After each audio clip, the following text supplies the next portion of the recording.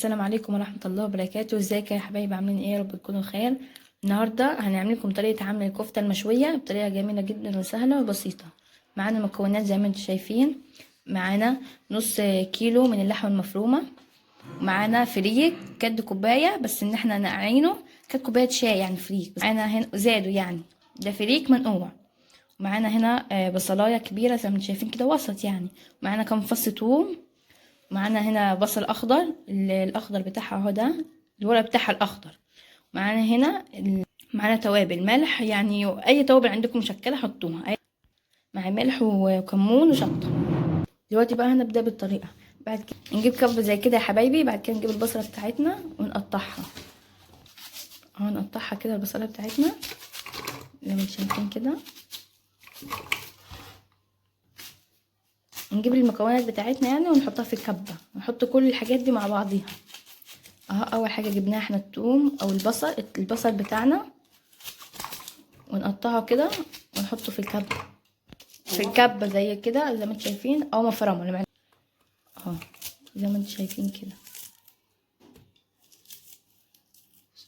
اهو. ما قطعناهم البصل. دلوقتي بقى هنحط الثوم بتاعنا اهو. دلوقتي بقى هنقطع البصل الاخضر، العروق بتاعتها اهي، نقطعها كده يعني قطع عشوائي كده عشان احنا كده كده هيتفرم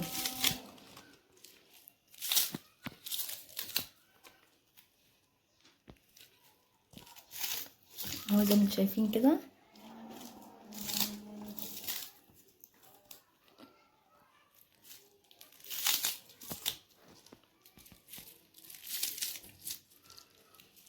بص دلوقتي يا حبايبي هنضرب دول الاول، بعد كده عشان دول يعني مزايش اللحمه مفرومه بسرعه، دول بياخدوا وقت في التفريم يعني، فنفرمهم اول حاجه. البصل هنحط عليهم الفريك برضه يا حبايبي، البصل وفريك. دلوقتي نحط الفريك عليهم، حطينا بصل والثوم والفريك. دلوقتي هنحط التوابل بتاعتنا اهي، هنفرمهم كلهم يا حبايبي دول مع بعضهم. الخليط بتاعنا اهو يا حبايبي، البصل مع الثوم اهو زي ما انتم شايفين كده. دلوقتي بقى هنحط اللحمه المفرومه بتاعتنا عشان نفرمها معاها. هنفرمهم برضه دول معاهم تاني. بصوا ادي اللحمه بتاعتنا اهي، هنحطها تاني، هنحطها في المفرمه مع الخليط اللي احنا عملناه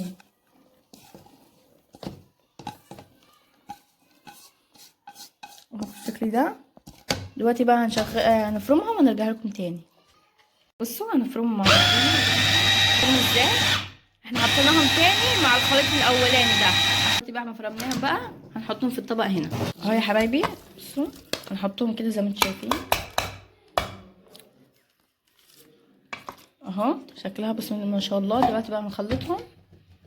دلوقتي بقى يا حبايبي هنخلطهم مع بعضيها اهو اهو، نخلطهم كده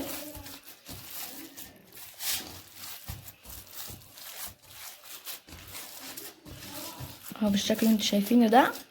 بعد ما خلطناهم كده مع بعضين كويس، بعد ما نخلطهم هنشكلهم بقى، نعملهم صوابع او دوائر اللي احنا عايزينه يعني.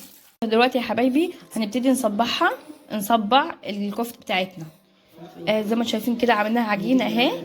هنجيب خله او اي حاجه عندكم زي كده، احنا عندنا حاجه اهي كده بس نضيفها قوي، منضفينها كويس جدا. دلوقتي بقى هنحط فيها الكفته ونصبعها. بصوا بالشكل ده اهو هنبتدي نصبع زي ما انتم شايفين كده. بصوا يا جماعه زي ما انتم شايفين كده اهو، نصبعها زي ما انتم شايفين كده. لو عندكم خله اي حاجه كده يعني زي اللي انا بعمل بيها دي، هتقعوا اعملوا فيها اهو زي ما انتم شايفين، ونصبعها. لو عايزين اصغر من كده عادي، اعملوا زي ما انتوا الحجم اللي انتوا عايزينه اهو. ونصبعها كده يا حبايبي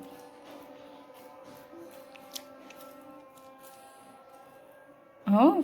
بعد كده نخلعها ونحطها. بصوا ادي شكلها. هنعمل كمان واحده اهو بالشكل ده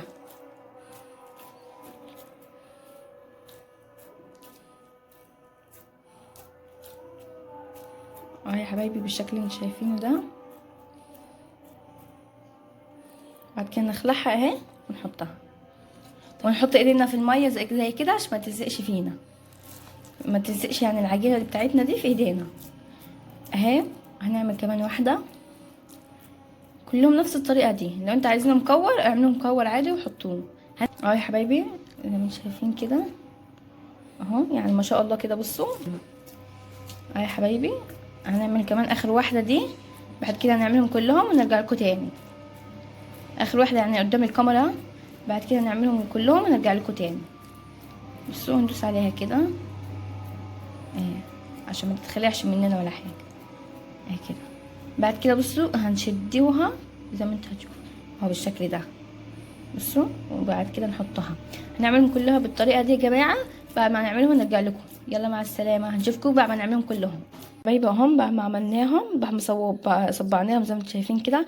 دلوقتي بقى هناخدهم ونحطهم في الفرن بتاعتنا، تحت الشوايه بتاعتنا او فرن اي حاجه عندكم، او الفرن بس تكون من فوق كده في الشوايه بتاعتها. ولو عندكم شوايه حطها فيها، يعني نحطها في الشوايه دلوقتي. بعد ما يطلعوا من الشوايه نوريكم شكلهم، بعد ما يطلعوا من الفرن يعني هنوريكم شكلهم في الاخر. يلا مع السلامه. وادي شكل الكفته يا حبايبي بعد ما طلعناها من الفرن. بص شكلها اهي، خدت 10 دقايق، حوالي 10 دقايق بالظبط. بص شكلها اتحمصت اهي شويه. بصوا زي ما انتم شايفين كده. دلوقتي بقى هنحطهم في طبق. هنجيب طبق يا حبايبي، بعد كده نحط فيه بعد كده نحط فيها الكفته بتاعتنا اهو بالشكل كده. نعملها شكل حلو كده عشان بصوا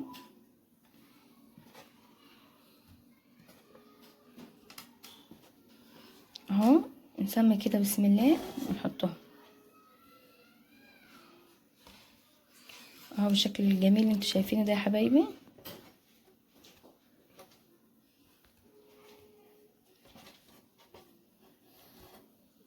اهو بالشكل اللي انتوا شايفينه ده.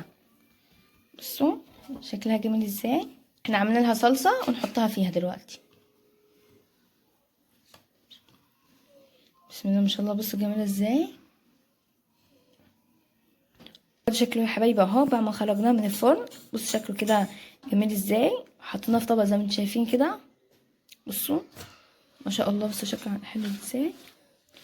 دلوقتي بقى لو عندكم صلصه او كاتشب او اي حاجه كده تحطها فيها في الوش، يعني اي زينه عايزين تحطها فيها حطوها. كاتشب او خضره بقدونس او اي حاجه عايزين تحطها تحتيها، وتحطوا فيها كمان يعني صلصه او كاتشب او اي حاجه حط عادي جدا. واحنا دلوقتي كمان هنوريكم واحده من جوه عامله ازاي. بصوا نقولكم كده واحده. بصوا ما شاء الله. بصوا يا جماعه حلوه ازاي، مستويه قوي ومحمصه كده من بره وجميله جدا ولذيذه. دلوقتي هندوق بقى بسم الله. طعمها جميل قوي يا جماعه والله، طعمها جميل قوي جدا. لو عجبكم الفيديو بقى، لو عجبك الفيديو يا حبايبي دوسوا لايك واشتراك. والسلام عليكم ورحمه الله وبركاته.